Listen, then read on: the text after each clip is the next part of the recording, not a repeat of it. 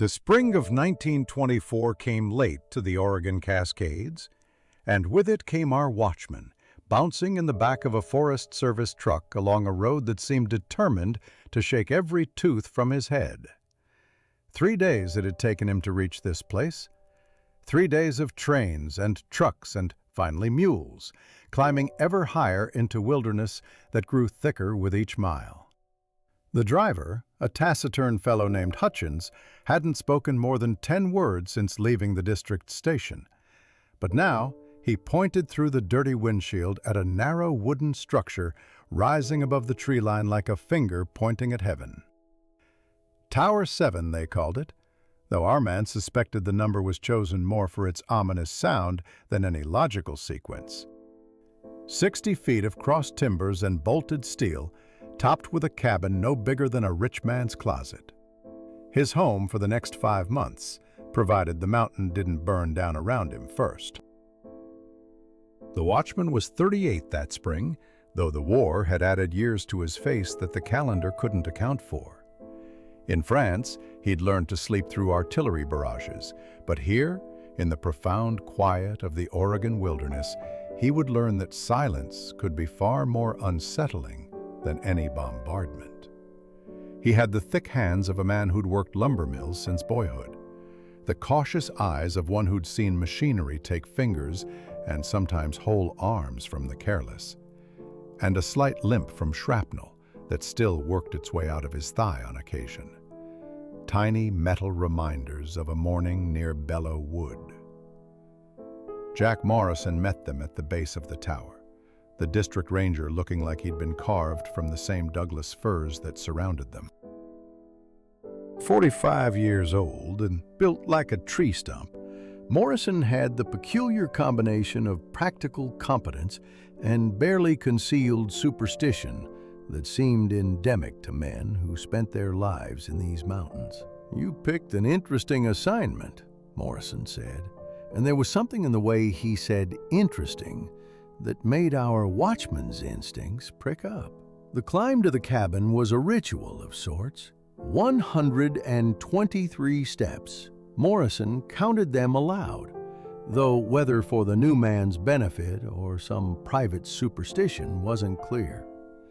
The structure swayed slightly in the wind, a living thing that creaked and groaned its complaints.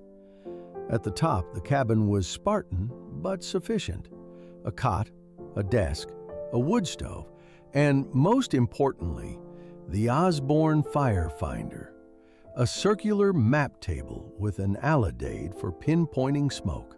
Morrison showed him the equipment with professional efficiency, but when he opened the logbook, his manner changed. "Your predecessor," he began, then stopped. "Pete Sullivan was here 11 years. Good man, reliable." He paused again, and our watchman noticed how Morrison's fingers drummed against his thigh. "He started hearing things near the end. The mountain, it sings sometimes, when the wind's right." The watchman's first thought was that isolation could do strange things to a man's mind. His second was to wonder why Morrison believed it too. That first evening alone, after Morrison's truck had disappeared down the mountain, our watchman established his routines with the methodical precision of someone who understood that structure was what kept a man sane in solitude. Water had to be hauled up from a spring 200 yards down the slope. The stove needed feeding every 4 hours to keep the May night chill at bay.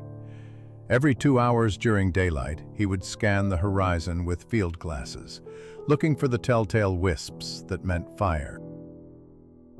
He unpacked his few possessions, changes of clothes, his father's pocket watch, a photograph of his sister's family in Portland, and a bundle of letters she'd already sent, tied with string. The latest one he'd read on the train spoke of trouble with the farm, her husband's drinking getting worse, debts mounting like storm clouds. He'd sent what money he could, but a fire watchman's salary didn't stretch far. In Pete Sullivan's left-behind effects, stored in a wooden crate beneath the cot, he found the expected items: spare boots, a torn jacket, some yellowed newspapers from 1913. But there was also a journal, leather-bound and water-stained. The early entries were mundane enough, recording weather patterns and fire locations with admirable detail. But as the pages progressed through the years, the neat handwriting grew increasingly erratic. "The mountain sang again last night," read an entry from the previous October. 3 hours, from midnight to 3. Like voices in the wind, like cables under tension, like the earth itself groaning. Our watchman closed the journal and set it aside. He'd read more later, perhaps, when the isolation began to wear on him, and he needed reminder that others had endured this solitude. For now, he had work to do. The fire season was beginning, and somewhere, out in those thousands of acres of timber, a single spark could birth catastrophe. That night, the wind came up from the west, and with it came a sound that made him understand why Morrison's fingers had drummed so nervously. Low and resonant, almost musical, but not quite. It seemed to rise from the very bones of the mountain. It lasted perhaps 20 minutes, then faded as the wind shifted. He made his first official entry in the new logbook with steady hands. May 7th, 1924. Assumed duty at Tower 7. Weather clear. Visibility unlimited. Unusual acoustic phenomenon noted. Likely geological in nature. We'll investigate when duties permit. But even as he wrote those calmly rational words, some primitive part of his mind, the part that had kept him alive in France, whispered that there was something more to this than wind and stone. The morning of May 14th dawned with a peculiar quality of light that turned the mist rising from the valleys into something almost solid, like cotton batting stuffed between the ridges.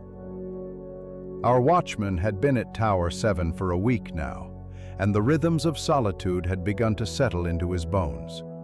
Coffee at dawn, first scan at 6, breakfast of beans and hardtack, another scan. Then maintenance work on the tower itself, checking for loose bolts, oiling hinges, all the small tasks that kept a structure standing against the mountain winds. It was during his noon scan that he spotted the pack mules working their way up the supply trail. Through his field glasses, he could make out 2 figures. Old Chen, who ran supplies for the Forest Service, and a smaller figure that must be his daughter Mary. The watchman found himself unconsciously smoothing his hair, though they wouldn't arrive for another hour at least. The previous night had brought the singing again, stronger this time. It had pulled him from sleep at 2 in the morning, a sound that seemed to come from everywhere and nowhere, rising and falling like some enormous instrument played by invisible hands. He'd stood on the cabin's narrow platform, lantern in hand, trying to locate the source. The sound seemed to emanate from the gorge to the northeast, that steep-sided canyon the locals called Devil's Throat, though on the official maps it bore the prosaic name of Miller Creek Ravine. He'd spent the morning reading more of Pete Sullivan's journal, and what he found there troubled him. The entries from 1922 showed a man slowly coming apart. "They watch me," Pete had written. "I see their lights in the forest at night. The mountain sings their secrets." Later, "Morrison doesn't believe me. Says it's the isolation. But I know what I know. The cables remember. The mountain remembers." Cables. That word appeared repeatedly in the latter entries, though what cables Pete meant remained unclear. When the Chens arrived, our watchman was ready with coffee, hot and black. Old Chen accepted gratefully, his weathered face creasing into a smile. His daughter Mary, however, captured attention in a way that had nothing to do with mere courtesy. 22 years old, she carried herself with an educated bearing unusual in these parts. She'd been to normal school in Salem, her father mentioned proudly. Could have been a teacher, except, well, the way things were, Chinese weren't exactly welcomed in most Oregon schoolhouses. "You're lasting longer than some thought you would," Mary said, unloading supplies with efficient grace. Her English was perfect, tinged with only the slightest accent. "Some?" the watchman asked. She glanced at her father, who had suddenly become very interested in examining the tower's lower supports. "Pete Sullivan was well liked," she said carefully. When he had to leave, people wondered if the job itself was to blame." While her father checked the tower's foundation, Mary told him the story, or at least the version the locals told. The Singing Mountain, they called it, though which mountain exactly seemed to shift depending on who was telling. The native peoples, the Warm Springs tribe mainly, had always avoided the area around Devil's Throat. Their stories spoke of spirit voices, warning against trespass. The logging companies had come through 20 years back, stringing cables across the gorge for their steam donkeys and high lead systems, dragging massive logs across canyons like spiders spinning steel webs. Then the big fire of 1910 had burned through, and the salvage logging after. Finally, the companies moved on to richer stands, leaving behind only scattered equipment and the stories. "Pete heard it every night toward the end," Mary said, her voice dropping, as if the mountain might be listening. "My father found him once, middle of winter, down in the gorge, in his nightclothes, looking for something. Said the singing was calling him." Our watchman wanted to tell her he was not Pete Sullivan, that he was made of sterner stuff, had seen real horrors in France that made mountain sounds seem trivial. But something in her dark eyes suggested she already knew the difference between bravery and bravado. After they left, he found himself thinking about Mary's hands as she'd handed him the mail, noticed the ink stains on her fingers that marked her as someone who did the account books for her father's business. Among the letters was another from his sister. Her husband had died, she wrote, suddenly, and perhaps it was for the best given his drinking. But now the bank was calling in notes he'd signed, papers she hadn't even known existed. The farm would be lost by autumn unless a miracle occurred.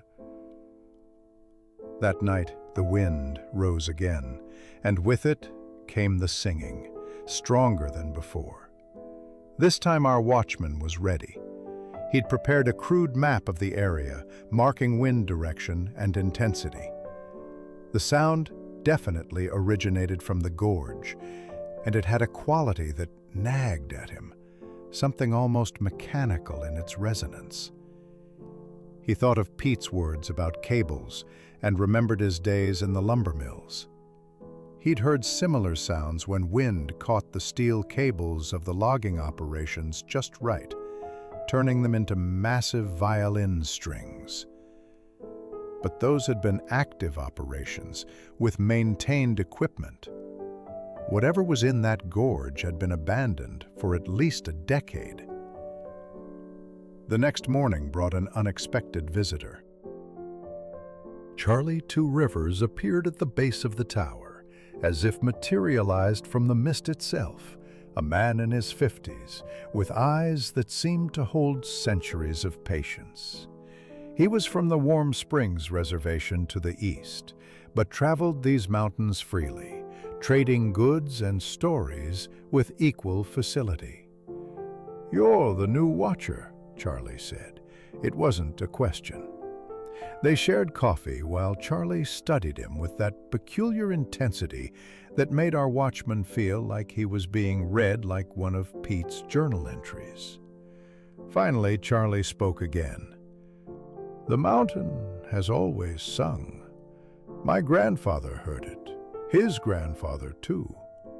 But it sings differently now, since the steel came." Before leaving, Charlie offered what might have been advice or warning. "Some things are better left to sing their songs undisturbed. But if a man must know the truth, he should be prepared for what knowing costs." That evening, alone again in his tower, our watchman stood on the platform and waited for the wind. When the singing came, he listened with new ears, trying to separate the natural from the mechanical, the geological from the man-made. Somewhere in that gorge, he was becoming certain, lay the answer to Pete Sullivan's madness. By the last week of May, our watchman had filled 3 notebooks with observations: wind speed, direction, barometric pressure, time of onset, duration of the singing phenomenon. The pattern was becoming clear. West-northwest winds above 15 miles per hour, typically after midnight, lasting between 20 minutes and 3 hours. The sound was most pronounced when the wind funneled through a specific gap in the ridgeline, creating what he'd begun to think of as a natural amphitheater. The morning of May 28th brought the kind of pristine clarity that made the fire-watching job both easier and harder. Easier because visibility stretched for 50 miles in every direction. Harder because such days often brought thunderstorms by afternoon, and with them, lightning strikes that could smolder for days before erupting into flame. He was adjusting the Osborne firefinder when movement below caught his eye. A figure was picking its way through the thick timber along an almost invisible game trail. Through the field glasses, he recognized Doc Harrington, the retired physician who lived in a cabin 6 miles down the mountain.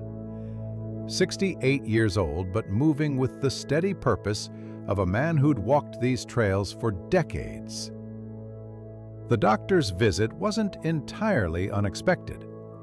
Morrison had mentioned that Harrington liked to check on the tower personnel, a habit born from finding a previous watchman dead of appendicitis 15 years back. But there was something in the old man's manner as he climbed the tower stairs that suggested this wasn't merely a social call. "You've been exploring," Harrington said without preamble, accepting the offered coffee. His keen eyes had noticed the muddy boots, the torn sleeve our watchman hadn't yet mended. There seemed little point in dissembling. The previous day, he'd made his first serious reconnaissance of the old logging sites in the valley below. The ruins were more extensive than he'd expected. Rotting platforms, rusted machinery slowly being swallowed by moss and ferns, and everywhere, cables. Steel cables as thick as a man's wrist, some still strung between massive stumps, others coiled like sleeping snakes in the undergrowth. "Pete explored too," Harrington said, lighting his pipe with practiced ease. "Found things that disturbed him." "You strike me as more level-headed. But even level heads can be turned by what they don't understand." The doctor told him about Pete's deterioration, speaking with the clinical detachment of a man who'd seen too much human frailty to be surprised by it anymore. The paranoia had started gradually. First, Pete claimed someone was watching the tower. Then he began seeing lights in the forest at night, hearing voices in the singing. By the end, he was convinced that a conspiracy existed to hide something in the gorge, something valuable enough to drive men to murder. "Was there any truth to it?" our watchman asked. Harrington's pause was telling. Pete saw things that were there and things that weren't. The trick is, knowing the difference. After the doctor left, our watchman studied his maps again. The old Cascade Timber Company had run a massive operation here from 1903 to 1912. He'd found their mark on stumps throughout the valley, CTC carved deep into the bark. But it was the cable system that intrigued him. High-lead logging had required enormous spans of steel cable to drag logs up and down these steep slopes. Most operations removed their equipment when they moved on, but here, perhaps because of the fire or simple economics, much had been abandoned. That afternoon brought Charlie to Rivers again, this time with a warning more direct than his previous philosophical musings. "Men have been seen in the closed valley," he said, meaning the area beyond Devil's Throat that the Forest Service had marked as off-limits due to unstable, fire-damaged trees. "Men who don't want to be seen." Our watchman thought of Pete's paranoia, his claims of watchers in the woods. "Hunters?" he suggested, though the season was wrong. Charlie's expression suggested what he thought of that theory. "Some things are hunted that aren't deer or elk. Some things are made that aren't meant for law-abiding folk." The reference to moonshining was clear enough. Prohibition had turned these mountains into a haven for illegal stills, the isolation and abundant water making perfect conditions for cooking corn liquor. But moonshiners typically avoided the more traveled areas near fire towers. That night brought no wind, and thus no singing. But our watchman found himself unable to sleep. He read Pete's journal by lamplight, focusing on entries from the summer of 1923. Pete had drawn crude maps, marking spots with cryptic notations. Cable anchor point 7. Resonance maximum here. They meet on new moon nights. One entry stood out. Found the main span today. 800 feet across the gorge, still under tension after all these years. When the wind catches it just right, it's like the world's largest harp string. But who maintains it? Why?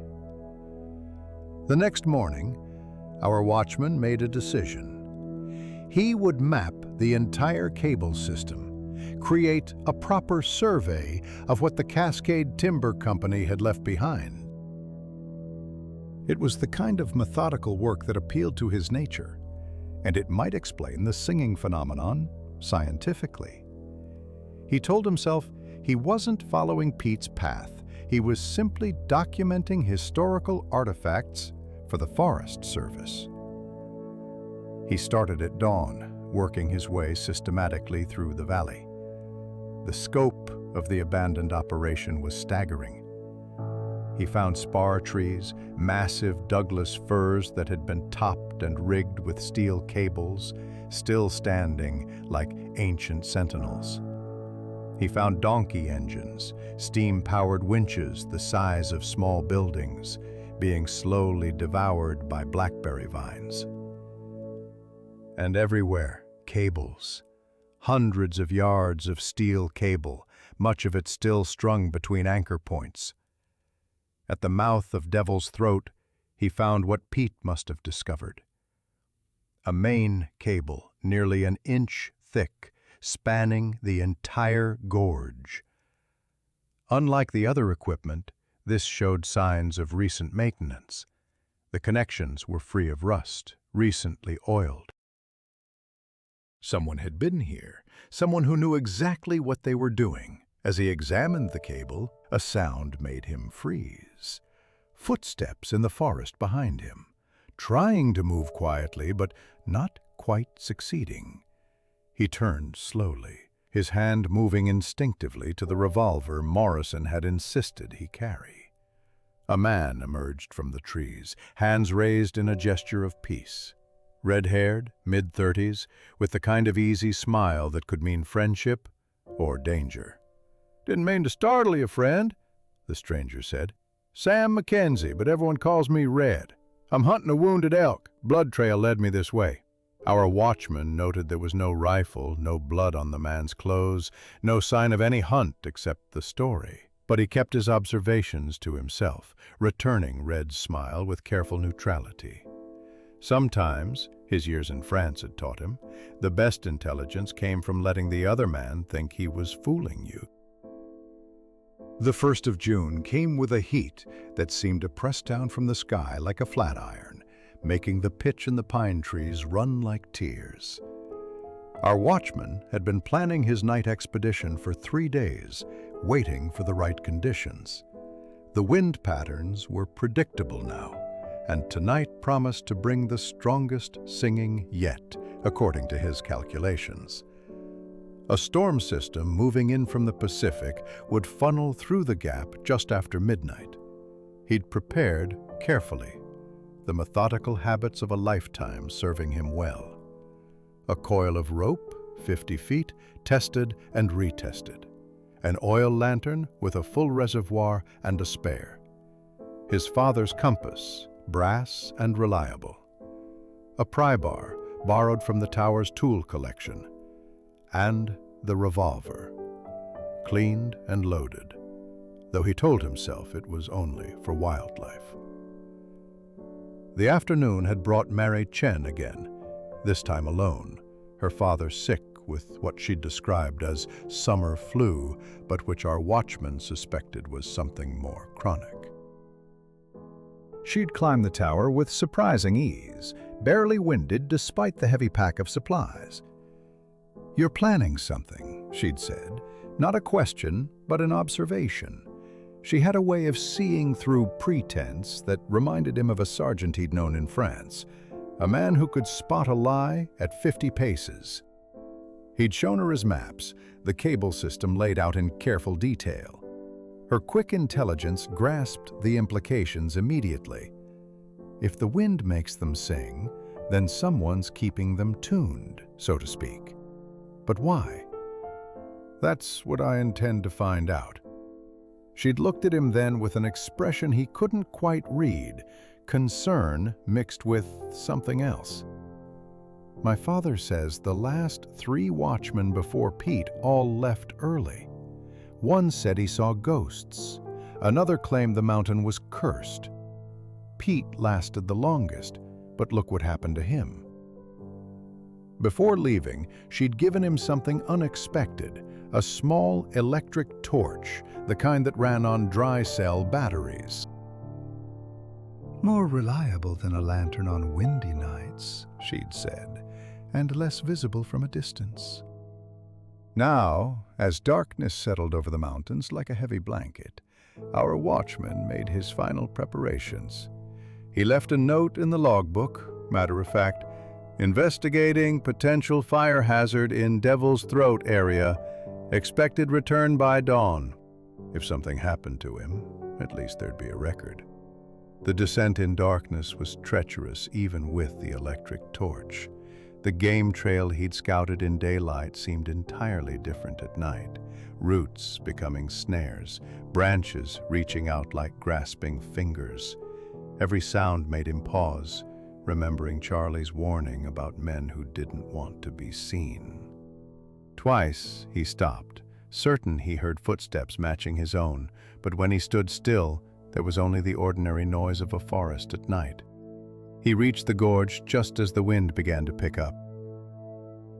At first, there was only the normal sound of air through trees, but then, as if someone had struck an enormous tuning fork, the singing began. This close to the source, it was overwhelming, a deep thrumming that seemed to vibrate in his chest. The main cable he'd found was indeed the primary source, but now he could hear harmonics from other cables throughout the gorge, a symphony of abandoned steel. Working his way along the gorge edge, he found what he was looking for, a maintenance trail, recently used, marked by boot prints in the soft earth. It led down into the canyon via a series of switchbacks that would have been invisible without prior knowledge of their existence. Someone had installed rope handholds at the steeper sections, new hemp against old rock. The descent into Devil's Throat required all his concentration.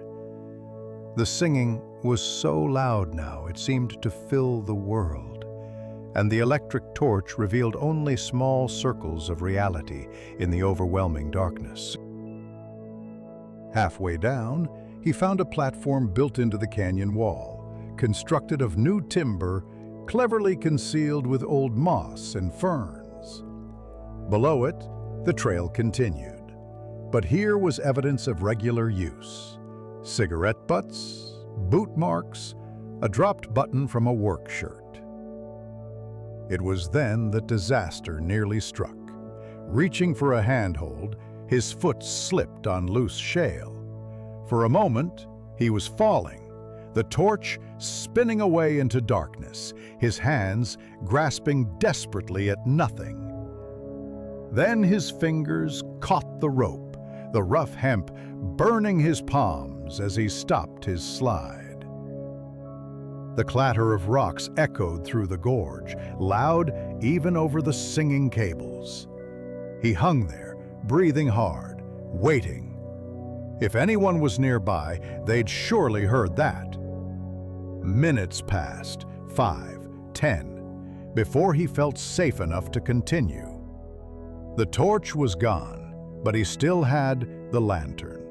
Its warm yellow light seemed almost cheerful after the harsh white of the electric beam. At the bottom of the gorge, he found what Red Mackenzie and his associates had been so keen to protect. Not just a moonshine still, but an entire operation. Copper boilers, cooling coils, fermenting vats, all hidden beneath cleverly constructed lean-tos that would be invisible from above. The scale suggested this wasn't just local production, but something far more ambitious, perhaps supplying speakeasies as far away as Portland or Seattle. But it was the cables that held his attention. Someone had indeed been maintaining them, keeping them at just the right tension to sing in the wind. It was brilliant, really. Who would investigate a cursed mountain? Who would risk the fate that befell Pete Sullivan? The legend itself was protection, and the moonshiners were both its beneficiaries and its guardians. A sound made him extinguish the lantern instantly, voices coming closer. He pressed himself against the canyon wall, feeling the cold stone through his shirt. Two men were approaching, their conversation carrying clearly in the narrow gorge. "Told Red we should just cut them all down," one voice said, younger, nervous. "And have every forest ranger in Oregon wondering why the mountain stopped singing," the other replied. "Red's way is smarter. Let the mountain keep its mystery, and we keep our privacy." They passed within 20 feet of where our watchman crouched, close enough that he could smell the corn liquor on their breath. He waited until their voices faded, then began his careful retreat. But as he climbed, he noticed something that made his blood run cold. Fresh scratches on the rocks where he'd slipped, visible even in the moonlight. They'd know someone had been here. The climb back to the tower took 3 hours, every shadow a potential threat, every sound a possible pursuer. When he finally reached Tower 7, dawn was breaking, painting the eastern peaks rose and gold.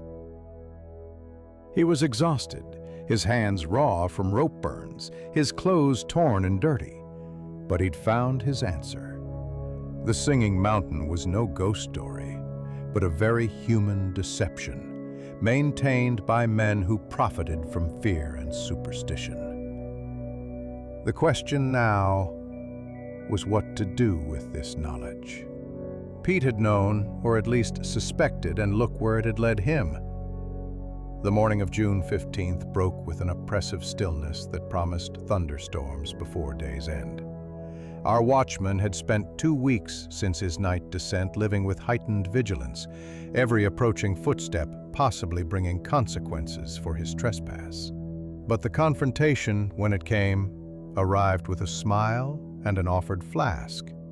Red Mackenzie appeared at the base of the tower just after the noon scan, calling up with the easy confidence of a man paying a social visit. "Hello, the tower! Mind if a lost hunter climbs up to get his bearings?" There was no refusing without arousing suspicion, so our watchman waved him up, checking that the revolver was within reach but not obvious. Red climbed with the efficiency of someone familiar with heights, barely winded when he reached the platform. "Sam Mackenzie," he said, extending his hand as if they'd never met, as if that encounter by the cables had never happened. "But folks call me Red, for obvious reasons." He ran a hand through his copper hair with practiced charm. Up close, Red was younger than first impression suggested, perhaps 34, with the kind of good looks that probably served him well in whatever business he claimed to be in. His clothes were too fine for a hunter, his boots too new, and there was still no rifle in evidence. "Impressive view," Red said, surveying the panorama with apparent appreciation. "Man could see trouble coming from miles away up here." The emphasis on trouble was subtle but unmistakable. They performed an elaborate dance of conversation, each probing the other while maintaining the fiction of casual friendliness. Red spoke of hunting, of the challenges of tracking elk in heavy timber, while his eyes never quite stopped scanning the cabin, noting the maps on the wall, the notebooks on the desk.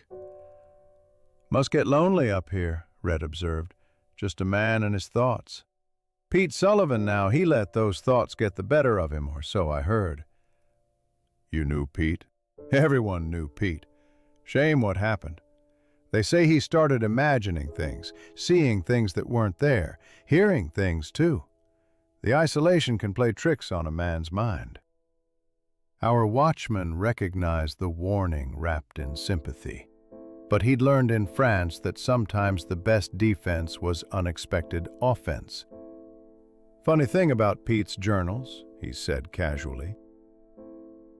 He was quite detailed about what he saw. Names, dates, locations. The Forest Service will find them interesting reading. Red's friendly mask slipped for just a moment, revealing something harder beneath. Pete's journals burned with his cabin when he went mad. Everyone knows that. The cabin at the base of the tower burned, but Pete was cleverer than people gave him credit for. He kept copies. It was a lie, but a calculated one. The two men regarded each other across the small space, the pretense of casual conversation abandoned. Finally, Red smiled again, but it didn't reach his eyes. "You know, friend, these mountains can be dangerous. Fires, certainly, but other hazards too. Bears, unstable trees, old mine shafts. Man could disappear without a trace, and who'd know whether it was accident or misadventure? The Forest Service takes the safety of its watchmen seriously. Regular check-ins, supply runs, inspectors. If something happened to me, there'd be investigations." Red stood, brushing imaginary dust from his trousers. "Of course. Just making conversation. About those journals, though, if they did exist, which I doubt, it might be worth considering that Pete had a reputation for embellishment. Nobody'd take the ravings of a madman seriously." After Red left, our watchman found his hands were shaking slightly. Not from fear, exactly, but from the adrenaline of the encounter. He'd been in enough tight spots to recognize a genuine threat when he heard one. Red Mackenzie was dangerous, but also careful.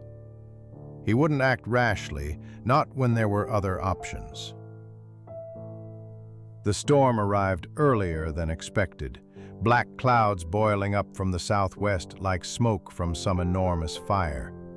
Our watchman watched it come with professional interest, noting the lightning strikes, marking their locations on his map. 3 strikes on Bald Mountain, 2 on the ridge they called Devil's Backbone, 1 very close, perhaps only a mile away, in a stand of beetle-killed pine that would burn like matchsticks if the strike took hold. He was preparing to investigate the nearest strike when Mary Chen arrived, soaked from the sudden downpour, her usual composure replaced by urgency. "Federal agents," she gasped, catching her breath. "In town, asking questions about illegal stills. Someone informed, they say." Our watchman helped her into the cabin, gave her a towel and hot coffee.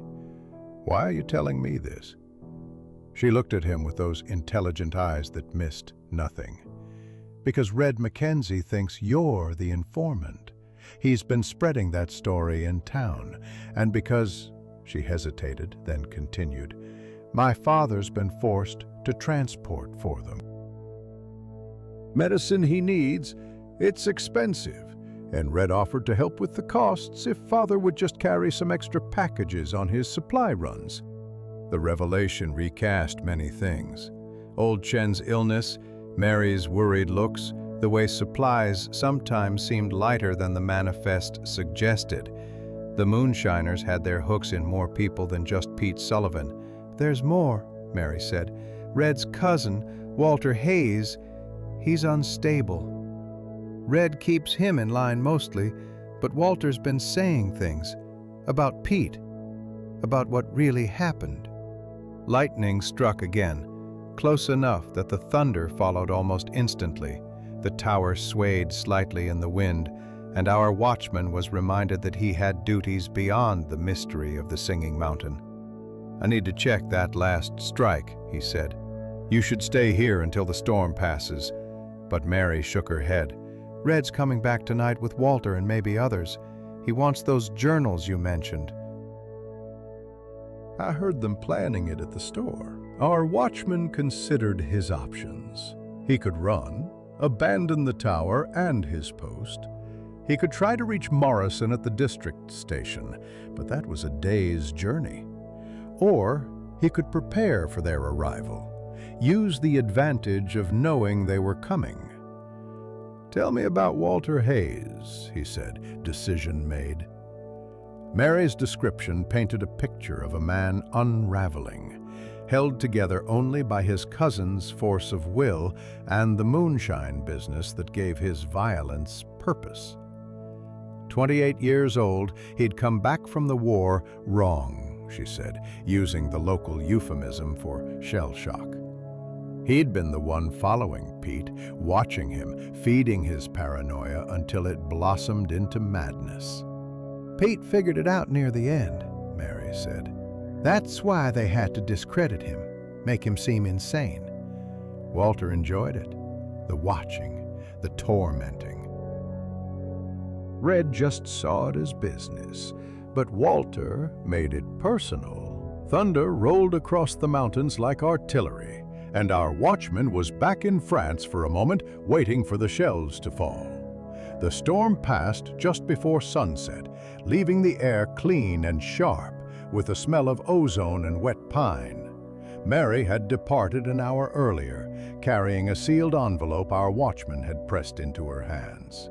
"If something happens tonight," he'd said, "give this to Morrison or any federal agent, but only if something happens." Now alone, he set about creating what might become either evidence or his epitaph. Using his best penmanship, he documented everything in duplicate: the cable system's layout, the moonshine operations location, the maintenance patterns that kept the singing alive. One copy he placed in the official Forest Service lockbox.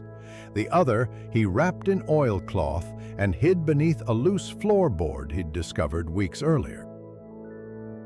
The journals Pete had supposedly kept were fiction, of course, but fiction could become truth if properly presented. Our watchman created 3 worn notebooks, artificially aged with coffee stains and careful creasing, filled with observations dated months earlier. If Red demanded Pete's journals, he'd receive them, complete with enough accurate detail to be convincing, but nothing that could truly compromise the operation. Let them think they'd won. As darkness fell, he prepared his defenses with the methodical care of a man who'd held a trench line. The lantern positioned to blind anyone climbing the stairs. The revolver loaded but placed where it wouldn't invite immediate violence. A pot of coffee on the stove, as if this were any normal evening. Most importantly, he rigged a simple alarm. Fishing line across the trail below, connected to tin cans that would rattle at any approach. They came at 10:37 by his father's watch. The tin cans announced them, though they were trying to move quietly. 3 sets of footsteps on the tower stairs. Red's measured confidence, another steady tread, and a third, erratic, sometimes rushing, sometimes hesitating. That would be Walter. "Evening, friend," Red called out before reaching the platform. "Mind if we come up? Seems we have business to discuss." Our watchman opened the door, lantern in hand, as planned. "Bit late for social calls." Red entered first, his smile practiced and cold. Behind him came Walter Hayes, and the sight of him explained much about Pete's deterioration. Where Red was controlled danger, Walter was chaos barely contained. His eyes darted constantly, never settling, and his hands moved in small, repetitive gestures that spoke of nerves worn raw. The third man was muscle, pure and simple, standing by the door like a piece of furniture waiting to be used. "About those journals," Red began without preamble. "We've come to collect them." "Pete's journals?" Our watchman moved slowly to his desk, aware of Walter tracking his every movement with unsettling intensity. "I might have found something." He produced the fabricated notebooks, watched Red flip through them with growing satisfaction. The entries were convincing. Paranoid observations about being watched, theories about the singing, but nothing specific about the moonshine operation, nothing actionable. "Pete was thorough," Red murmured, then looked up sharply. "But these aren't complete. Where are the entries from last October, the week before he was committed?" "Torn out when I found them." "Maybe Pete destroyed them himself." Walter spoke for the first time, his voice higher than expected, with an edge like breaking glass. "He's lying. Pete wrote everything down, everything. I watched him do it." The admission hung in the air. Walter had essentially confessed to stalking Pete, and from Red's expression, this wasn't part of the script. Our watchman filed the information away, another piece of evidence, if he survived, to share it. "The thing is," our watchman said carefully, "Pete wasn't wrong about being watched. You just proved that, Walter. The question is whether that's a secret worth killing for." Red's genial mask finally dropped entirely. "Nobody's talking about killing. We're businessmen, not murderers. But accidents happen in these mountains. Pete had an accident of the mind. Shame if you had one too. The federal agents in town might disagree about the accident part. The federal agents are looking for stills based on anonymous tips that won't pan out. By tomorrow, they'll be chasing ghosts in the next county." Red's confidence suggested inside information, probably a paid informant in town. It was Walter who escalated things, suddenly pulling a knife with the swift motion of someone who'd done it many times before. He knows too much, like Pete knew too much. The mountain should keep its secrets. "Put it away, Walter," Red commanded. But there was a weariness in his voice that suggested this wasn't the first time he'd had to rein in his cousin. Our watchman kept his voice steady, though his muscles tensed for action. "The mountain's been keeping secrets for years. No reason that has to change. I'm just here to watch for fires." Walter laughed, an unpleasant sound like water gurgling down a drain. Fires. Pete thought there were fires everywhere, saw smoke where there was only mist, heard voices in the wind. I made sure of that. Little suggestions, little noises in the night. It was easy. He was already half mad from loneliness. "Shut up, Walter," Red said sharply, but the damage was done. Another confession, witnessed by 4 people. The standoff might have continued indefinitely, but fate intervened in the form of duty. Through the window, a glow appeared on the eastern ridge, the unmistakable orange of fire. The lightning strike from earlier had smoldered and caught. "I have to report that," our watchman said. "It's my job." Red looked at the growing glow, calculating. A fire meant rangers, meant attention focused on this area. It changed everything. "Report it," he said finally. "Do your job. We were never here." They filed out, but Walter paused at the door. "The mountain will keep singing," he said, "and you'll keep quiet, or you'll hear it the way Pete did. Every night, getting louder, getting closer, until it's inside your head and there's no room for anything else." After they left, our watchman stood for a moment, breathing deeply, letting the tension drain from his shoulders. Then he turned to the radio, cranking the generator to report the fire. Morrison's voice crackled back, alert despite the hour. Help was coming. Crews would be mobilized at dawn. He made another entry in the official log, careful and factual. Then he wrote a second, more detailed account, naming names, documenting threats. The fire on the ridge grew, and he tracked its progress with professional detachment, even as his mind raced through the implications of the night's events. The game had changed, but it wasn't over. The fire crews arrived with dawn, 20 men with shovels and Pulaskis, led by Morrison himself. They attacked the blaze with the organized fury of those who'd seen what unchecked fire could do to these forests. Our watchman coordinated from the tower, directing crews to hot spots, visible only from his elevated position. By noon, they had it contained. A black scar of perhaps 40 acres, minimal by forest fire standards, but enough to justify the response. Morrison stayed behind after the crews headed back down the mountain. He looked older than when he'd first brought our watchman to the tower 6 weeks ago, the responsibility of the district etched in new lines around his eyes. "That wasn't lightning," Morrison said without preamble. "Fire started at ground level, multiple points of origin. Someone set it." Our watchman wasn't surprised. The timing had been too convenient, drawing attention and resources just when Red needed them elsewhere. "Insurance?" he suggested. "Distraction," Morrison corrected. "While we were fighting this, federal agents raided 3 suspected still sites. Found nothing but old equipment and confused farmers. Someone warned them, moved everything overnight."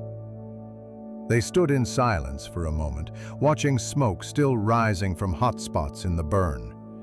Then Morrison spoke again, quieter now. "Doc Harrington wants to see you. Says it's important. He'll be at the old Mitchell cabin tomorrow noon. You know the place?" Our watchman did, a collapsed structure 3 miles north, abandoned since the 1880s when Mitchell died of typhoid. An odd place for a meeting, but perhaps that was the point.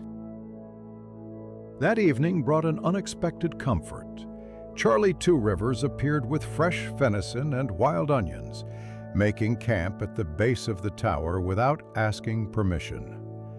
They shared the meal in companionable silence until Charlie spoke. The mountain sang different last night, discordant, like the cables were arguing among themselves.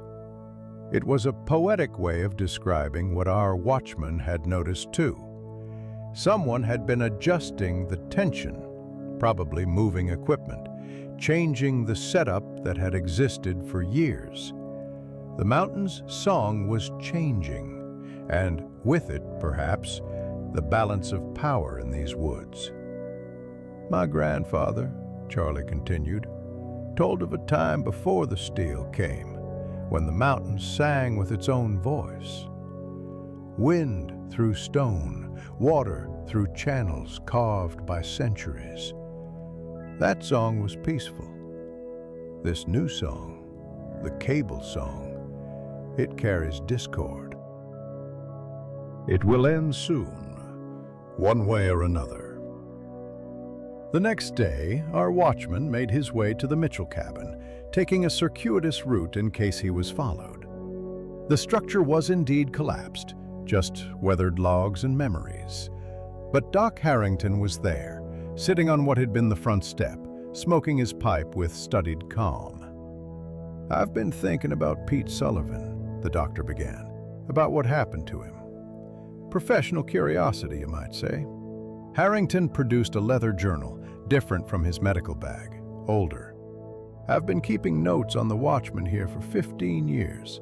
Patterns interest me. Pete lasted the longest, but he wasn't the first to report strange things. The singing, yes, but also lights in the forest, feelings of being watched. Moonshiners, our watchman said. Partly, but the moonshine operation only started in earnest 3 years ago. The reports go back further. The natives avoided this area long before white men came. The logging company had unusual turnover, men quitting without explanation. Our watchman understood what the doctor was suggesting. The human crime of moonshining had found perfect cover in older mysteries, real or imagined.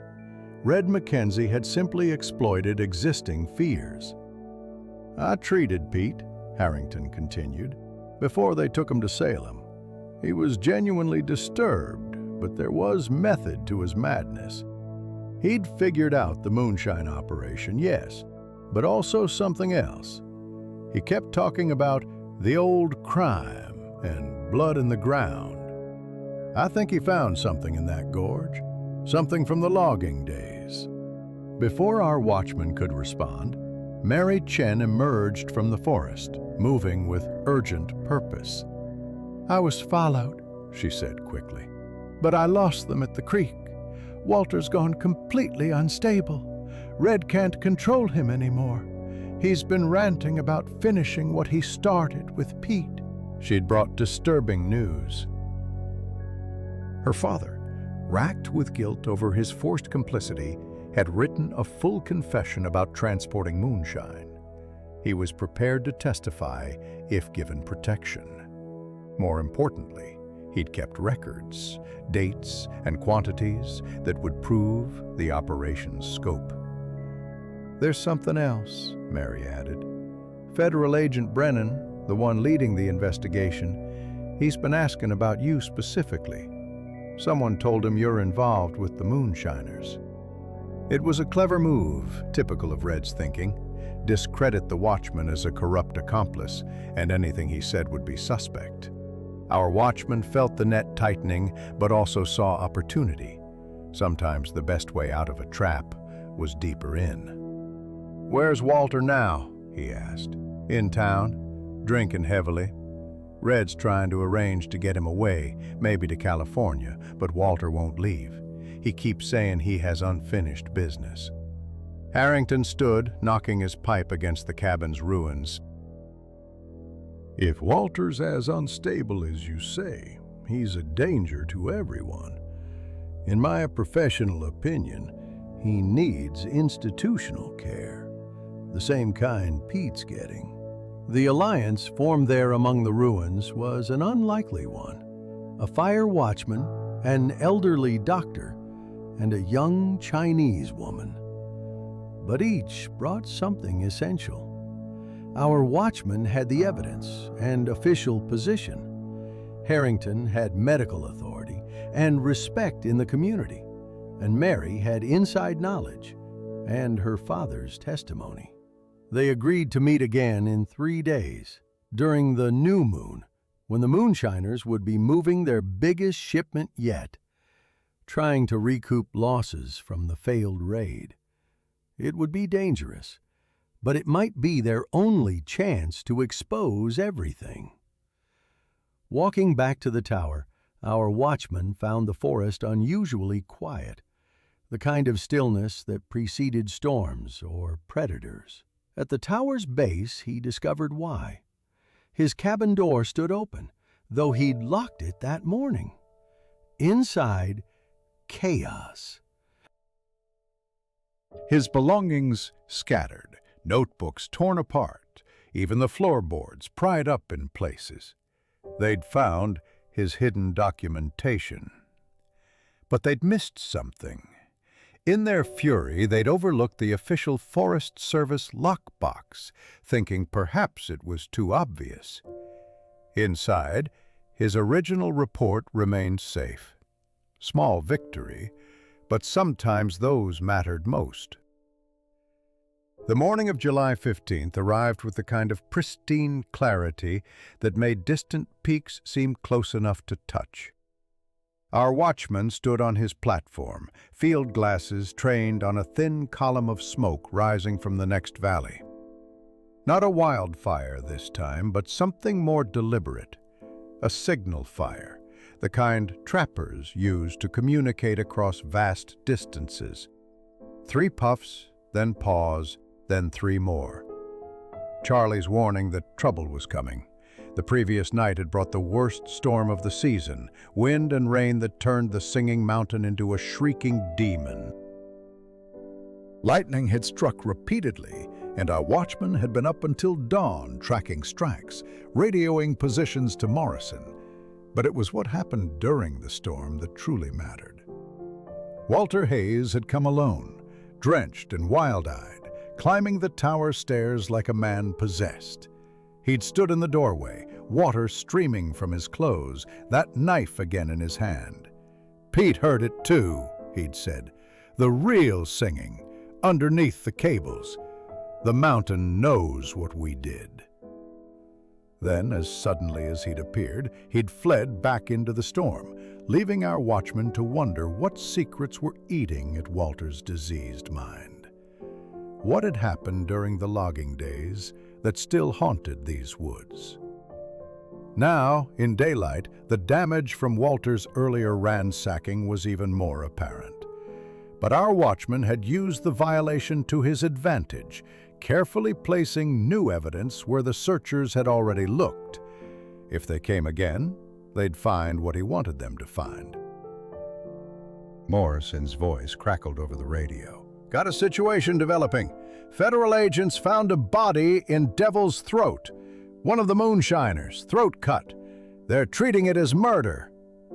Our watchman felt the ground shift beneath his feet, metaphorically speaking. Murder changed everything. This was no longer about illegal liquor, but about blood and justice. "Who?"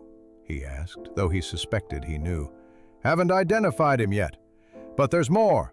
Someone sent the agents a package of evidence, detailed maps, shipping schedules, names, postmarked from town 2 days ago." Mary's father, our watchman realized. Old Chen had found his courage, or perhaps his illness had progressed to where consequences no longer mattered. Either way, the game was accelerating toward its conclusion. That afternoon, Red Mackenzie arrived at the tower with 2 other men, but his usual swagger was replaced by barely controlled fury. "Where's Walter?" he demanded without preamble. Haven't seen him since the storm. Red's eyes narrowed. Don't lie to me. He came here last night.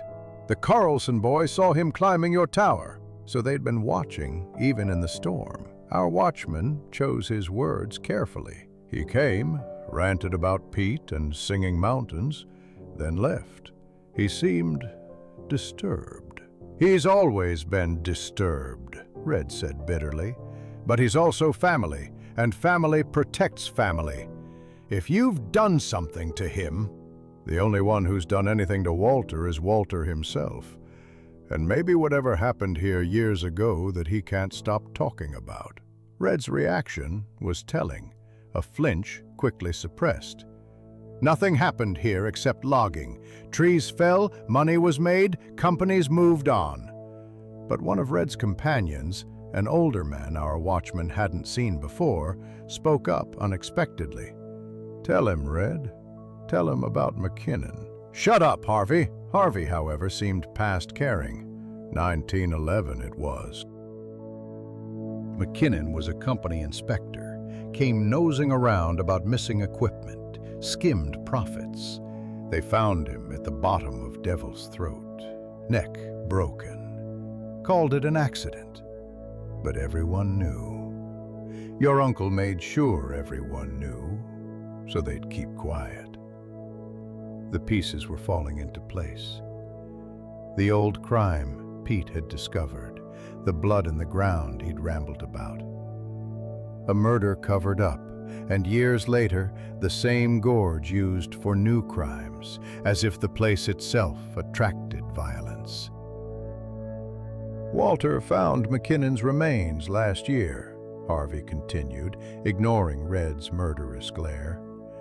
"Found his watch, too, with the inscription from his wife. That's when he really started coming apart. Said the mountain was angry.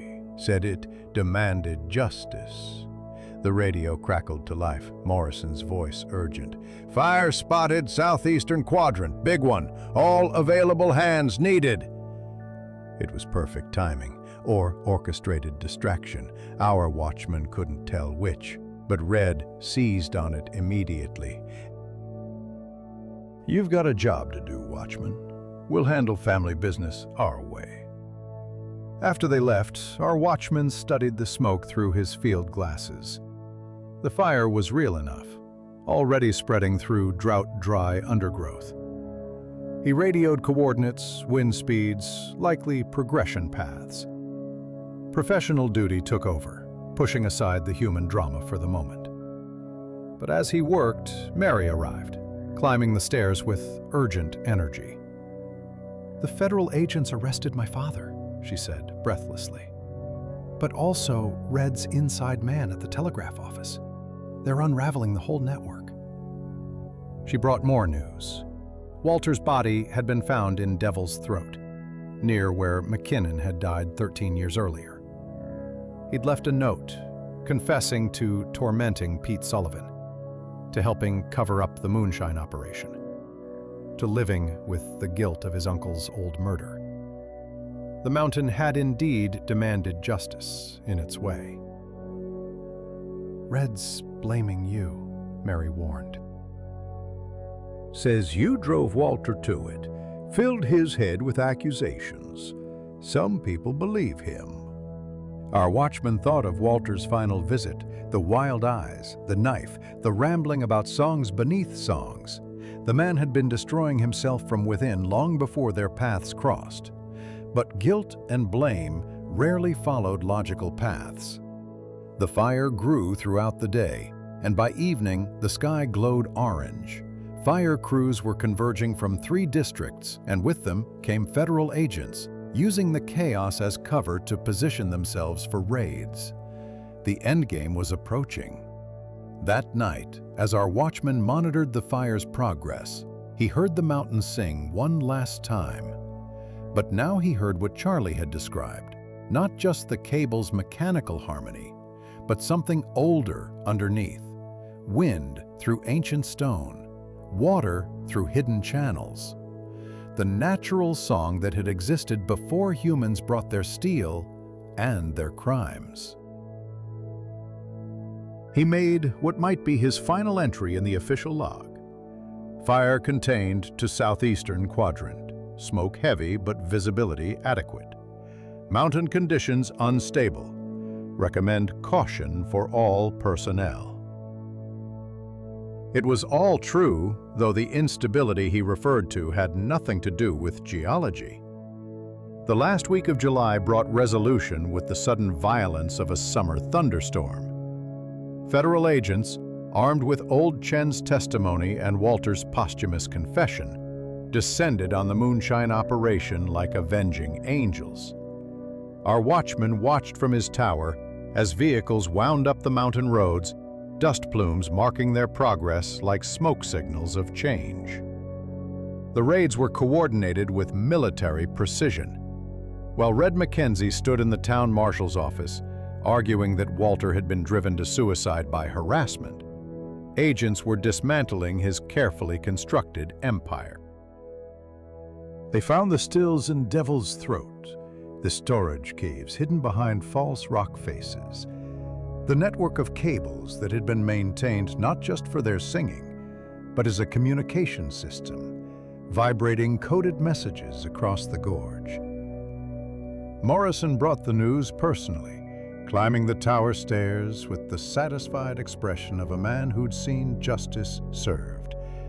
23 arrests, he reported, including Sam Mackenzie, though he's claiming he knew nothing about the murder, old or new. The murder charge wouldn't stick to Red. They both knew. Harvey and the others would testify that Red had been in town when Walter died, establishing an unbreakable alibi. But the moonshining charges, the tax evasion, the conspiracy to intimidate witnesses, those would be enough to put him away for years. Chen, our watchman asked. Released. Testified this morning. The judge considered his cooperation and his medical condition. No charges filed. It was more mercy than the law usually showed to Chinese immigrants. But old Chen's meticulous records had been invaluable. Every shipment documented, every threat recorded in his careful handwriting. Mary had been right about her father. Beneath his quiet suffering lay a core of steel. Doc Harrington visited that afternoon, bringing medical supplies and gossip from town. Pete Sullivan's being transferred to a better facility, he said. Private sanatorium near Portland. Anonymous benefactor paying for it. Our watchman suspected the benefactor wasn't anonymous at all, that it was Red's money, seized by the government and redistributed with poetic justice. Pete would get proper care, possibly even recover some semblance of his former self. There's talk of tearing down the cables, Harrington continued. Forest Service wants them gone, safety hazard and all. But there's also talk of leaving some, as a monument to the logging days. The doctor produced a flask from his coat, good whiskey, not moonshine. They shared it in silence, watching the sun descend toward the western peaks. Then Harrington asked the question that had clearly been bothering him. What really happened to Walter? Our watchmen have been over it with the federal agents, with Morrison, with anyone who had the authority to ask. The official story was simple. Walter, consumed by guilt and deteriorating mental health, had taken his own life in the same spot where his uncle had committed murder 13 years earlier. His confession note, rambling but coherent enough, had sealed that narrative. But Harrington deserved more than the official story. He came during the storm, our watchman said quietly. Talked about songs beneath songs, about the mountain knowing what they'd done. Then he left. What happened after? I suppose only Walter and the mountain know. It was the truth, if not the complete truth. Walter had indeed left the tower alive, but our watchman had followed him, concerned about what a disturbed man with a knife might do. He'd watched Walter descend into Devil's Throat, had seen him stand at the exact spot where McKinnon had died, had heard him speaking to the darkness, asking for forgiveness. The end, when it came, had been Walter's choice alone. Mary arrived as Harrington was leaving, passing the doctor on the stairs with a respectful nod. She carried a leather satchel, heavy with books. "I'm leaving tomorrow," she announced. "Portland. There's a position at a library there, assistant for now, but with possibilities." Our watchman felt an unexpected pang at the news. Mary had been one of the few bright spots in this dark summer. "Your father, coming with me." The city has better doctors, and with the money from the federal reward, she trailed off, then smiled. We can afford hope now. She'd brought him a gift, a book of Chinese poetry translated into English. "Something to remember us by," she said, "though I suspect you're not the type who needs objects to remember." They talked until sunset about inconsequential things, books and weather, and the proper way to brew tea. Neither mentioned the violence that had brought them together, or the unlikelihood of their paths crossing again. Some things were better left unspoken, like the cables that would soon no longer sing. That night brought one final visitor. Charlie Two Rivers materialized from the darkness, as was his way, carrying fresh salmon and wild herbs. They prepared the fish over a small fire at the tower's base, the smell of cedar smoke and cooking salmon creating a pocket of peace in the troubled mountains. "The mountain will be quiet soon," Charlie said. The steel songs will end, but the older songs, stone and wind and water, those will remain, as they were before we came, as they will be after we're gone. He told stories then, old tales his grandfather had passed down, about these mountains before the logging, before the settlements, when the native peoples moved through these forests like smoke. In his stories, the mountain had always sung, but it had been a different song, one of welcome rather than warning.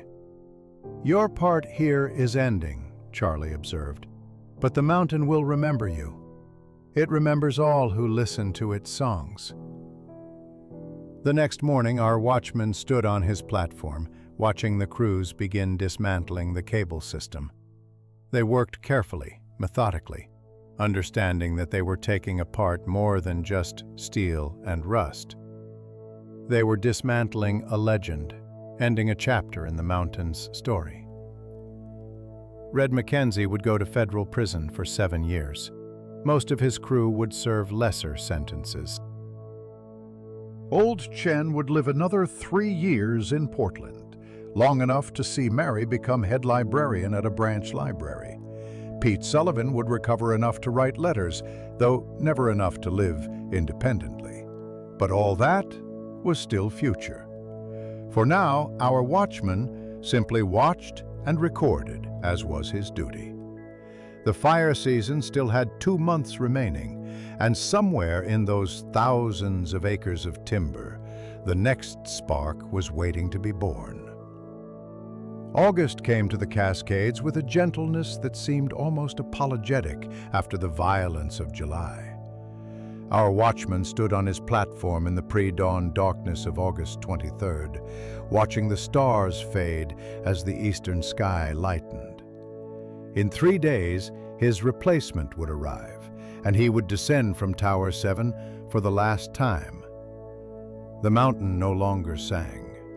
The cables had been removed, week by week, carefully coiled and hauled away to be melted down for other uses. Some had argued for leaving a few, a monument to the logging era, but wisdom had prevailed. The mountain deserved to rest in its natural silence, or what natural silence remained, to a place so marked by human ambition.